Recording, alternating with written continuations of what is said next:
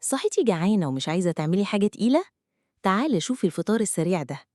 أحلى وألذ طاسة بيض ممكن تعمليها في 5 دقايق وبمكونات في أي بيت.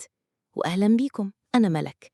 ولو أول مرة تشوفوني ما تنسوش تشتركوا في القناة وتعملوا لايك عشان دعمكم هو اللي بيشجعني أشارك معاكم وصفات أكتر. في طاسة على النار حطيت معلقة زيت صغيرة ونزلت بفص توم مهروس. أول ما ريحته طلعت ضفت طماطماية مقطعة شرايح ورصيتهم جنب بعض، ورشيت رشة ملح وفلفل أسود، وسبتهم دقيقة يتبلوا.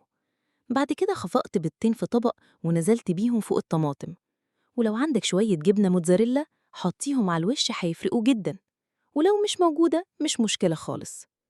غطيت الطاسة وسبتها 5 دقايق على نار هادية، والنتيجة فطار يشرف، سهل وسريع وطعمه يجنن.